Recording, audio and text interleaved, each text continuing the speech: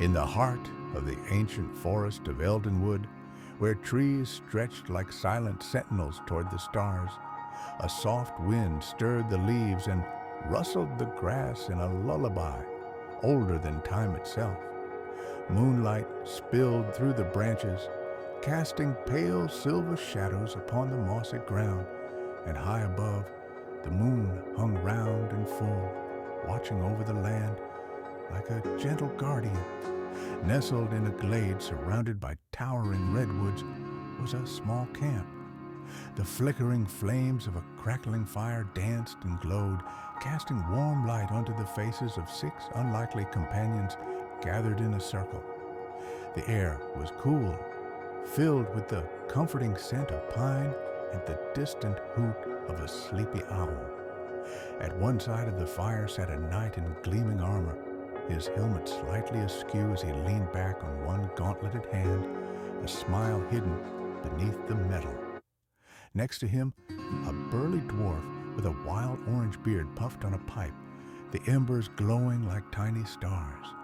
Beside the dwarf was a wizard with a long silver beard and a crooked hat that tilted with wisdom, his gnarled staff resting at his side.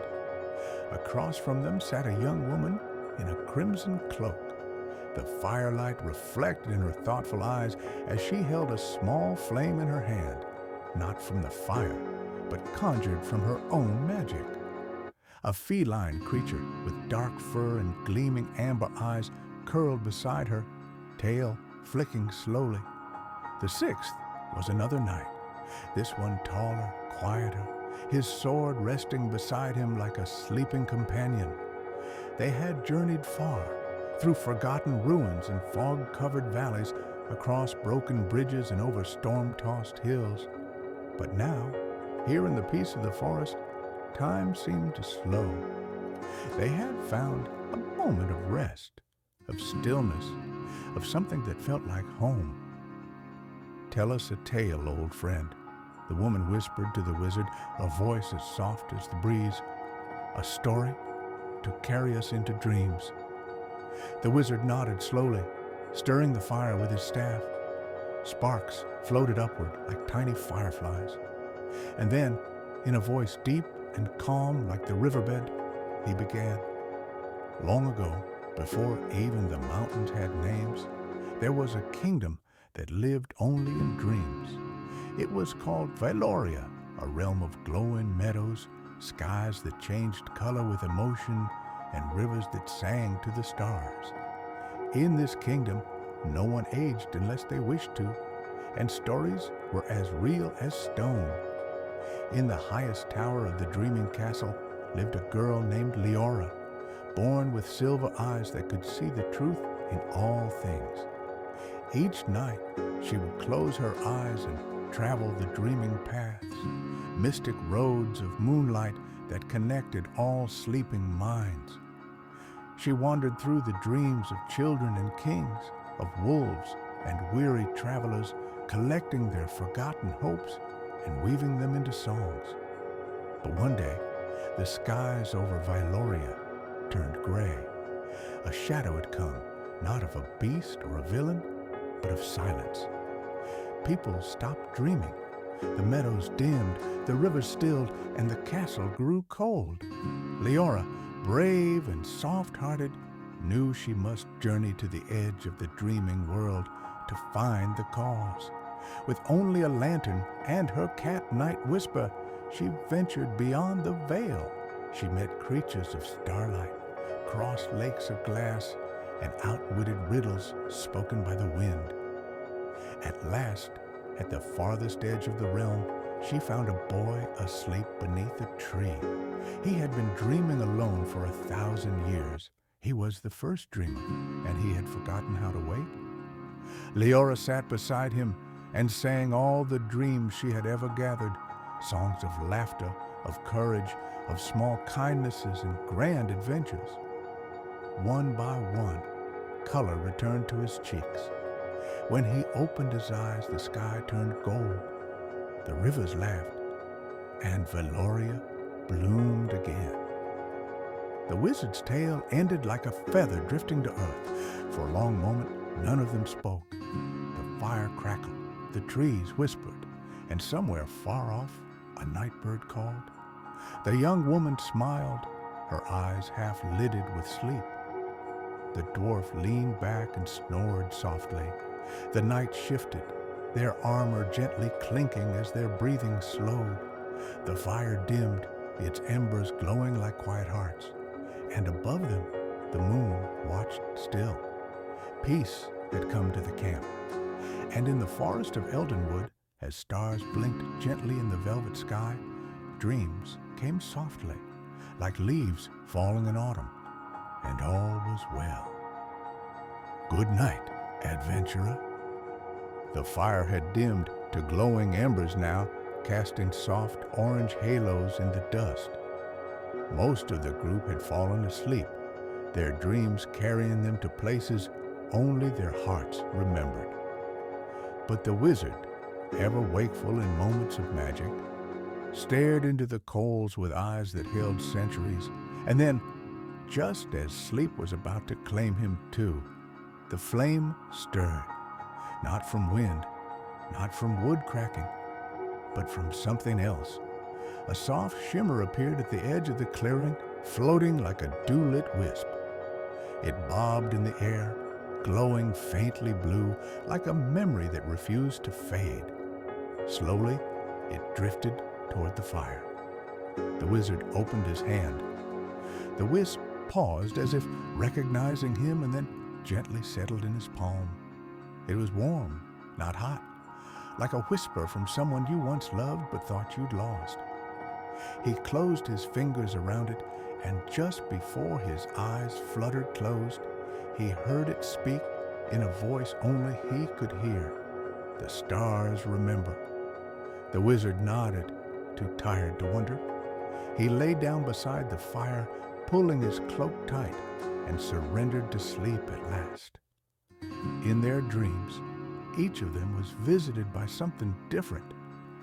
The younger knight dreamed of flying, not with wings, but simply soaring through open skies over endless forests, laughter on the wind. The dwarf dreamed of his childhood halls, echoing with the music of hammers and song, where his father once told him stories of stone that could sing. The mage in red dreamed of a flame that danced not to consume, but to protect. It took the shape of a fox and led her through a field of night-blooming flowers. The armored knight who never spoke dreamed, too, of a silent grove where an old oak spoke with no words, and time stood still long enough for him to rest. Even the cat, curled with his tail over his nose, dreamed of moonbeams and mice made of stardust. And in the center of all their dreams, the wizard walked, watching, smiling, guiding them down paths unseen. Morning would come, as it always did, soft and golden and full of promise. They would wake, stretch, share a quiet breakfast, and continue their journey toward the lands beyond the river and mountains. More tales would be told, songs sung, dangers faced. But for now, under the stars and cradled by ancient trees, they were safe, they were home, they were dreaming. Sleep well now, the fire is low, the forest still, and magic watches over you. As the night deepened, the fire at the center of the camp whispered its last crackles before falling into a steady pulse of warmth. The stars above turned slowly, watching with patient eyes as the company slept. All around, the forest held its breath, not in fear, but in reverence, because this was no ordinary night. Beneath roots and under moss, the forest remembered the steps of ancient travelers, and when the right ones came along, those with good hearts and old souls, the trees opened their stories. And so, as the party slept, the trees began to speak again, not with voices or words, but with memories. The leaves rustled in rhythm as a vision unfolded in their dreams. They found themselves standing at the edge of a forgotten glen where silver flowers bloomed under a sky full of 2 moons. There, waiting with a soft smile and robes made of morning mist, stood an elf no one remembered, yet everyone knew. "Welcome," she said, though her lips never moved. "You are dreamers, and dreamers are bridges." One by one, the adventurers stepped forward. "You seek more than quests," the elf continued. "You seek belonging. You seek why the road calls you." She reached toward the flames at the center of the glen, the same fire they had been resting beside, and it flared into a gateway of light. "You may each pass through this fire and glimpse not the future or the past, but the truth of your heart's path." The dwarf was the first to step forward. He closed his eyes, bracing himself for something grand, but instead he saw a small forge, his father's hand guiding his own. Not gold, not glory, just craft and love. Tears touched his beard. The young mage saw a forest aflame, her own magic out of control, and then hands, kind hands, guiding her, teaching her not just spells but calm, a teacher she had lost, but never really lost. The knights each stepped through and saw not battles or banners, but laughter, shared bread, and standing between villagers in danger without asking for thanks. And the wizard, last of all, stepped into the light and saw himself, alone for centuries, wandering, guiding others, tired, yes, but also endlessly hopeful, a light bearer. When they awoke, the morning sun filtered softly through the trees. Birds were beginning to sing, the way they do when the world is still gentle. No one spoke at first, but they smiled more easily. Their movements were lighter.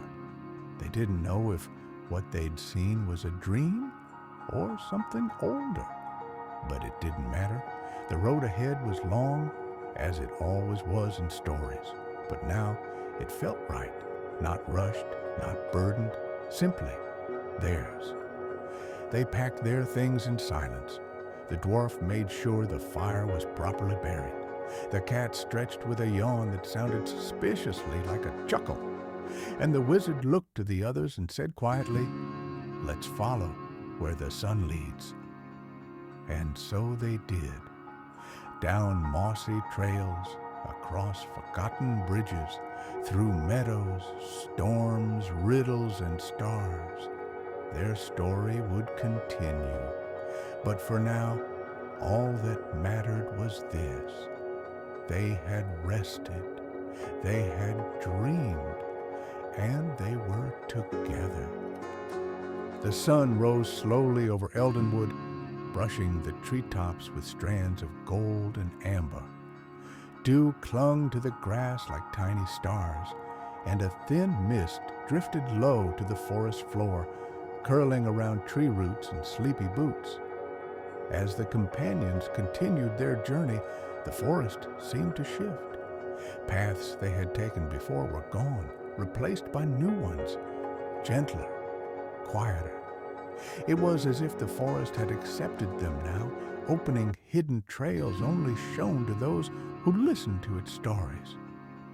The group moved in a calm silence, the kind that doesn't demand words, the kind that says, "I walk beside you, and that is enough." Hours passed like dream breaths, and then the bells began, soft at first, so soft that the dwarf thought it was a songbird. But the wizard stopped walking, eyes narrowing slightly beneath his hat. "Do you hear it?" he asked. The others paused. The sound came again, clear, distant, like silver wind chimes swaying in a breeze that didn't exist. The cat's ears twitched. "It's calling," it said plainly. They followed the sound. Through ferns and under arches of living ivy, they came to a hollow unlike anything they had ever seen. The trees grew in a perfect circle, their trunks white as bone, their leaves like spun glass. At the center was a single tree, ancient, wide, and glowing faintly with a blue light from within its bark. Beneath it sat an old woman in a robe the color of rainfall. "You've come," she said softly. "The fire still burns in you." She reached into the folds of her robe and pulled out 6 stones, one for each of them. They were smooth and warm, each glowing faintly with a different light: red, silver, gold, green, blue, and violet. "These are pieces of the flame eternal," she said, "not to hold power, but to remember. Each of you has walked through night, through fear, through silence. You've earned rest, and now the forest has given you something rare." She looked around at them with kind eyes. "It has given you belonging." Each of them took a stone and held it to their chest. The knight, with the dented armor, saw his old village, now safe because of his journey. The mage saw herself teaching a child, offering comfort. The dwarf heard a song his mother used to hum. The cat closed his eyes and dreamed of sunlight forever. The silent knight saw his sword left in the earth, not from battle lost, but peace found.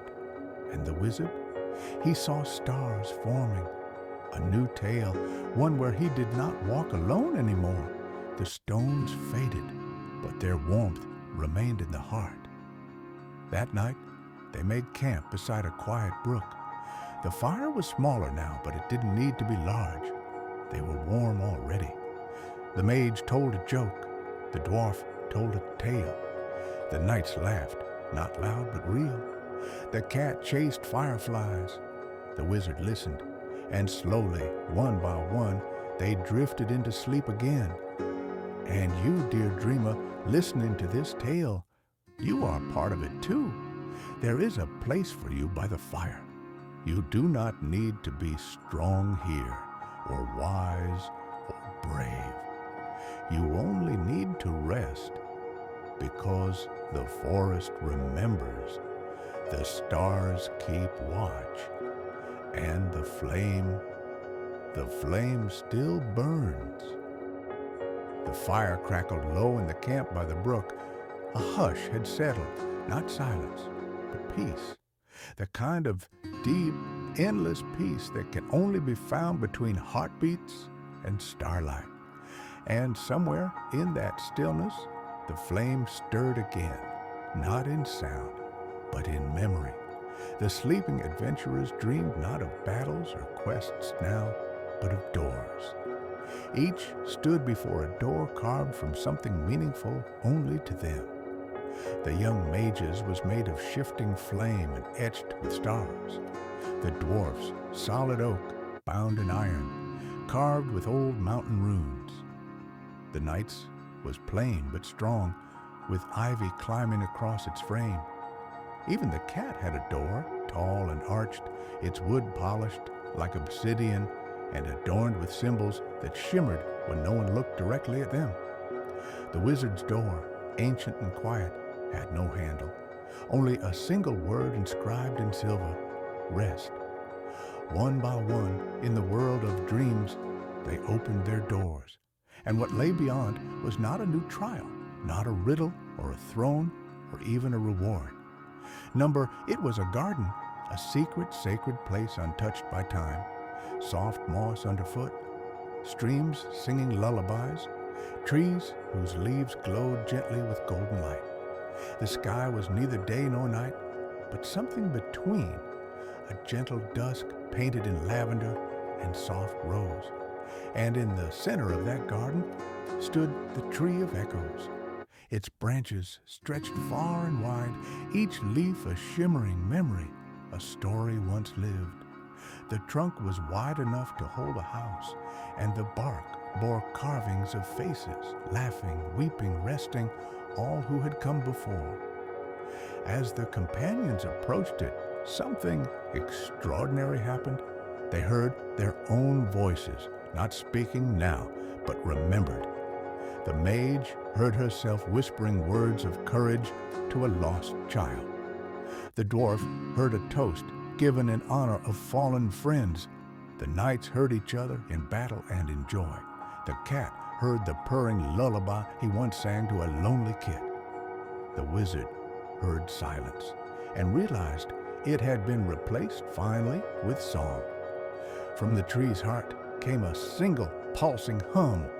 It was home, not a place, not a map, but a feeling that you have walked far enough and now you may lay down your sword. The companions sat together beneath the Tree of Echoes. No monsters pursued them, no quests awaited, just the rustle of story leaves and the comfort of each other. Time folded inward, and for a while, maybe for a long, long while, they stayed. And so, dear listener, if your breath has slowed, if your thoughts drift soft as falling petals, you too have found the garden. You are welcome here. There is space beneath the tree. Let the echoes sing softly. Let your body be light. Let the stars keep watch. The fire will not go out. The dream is not over. It is simply resting.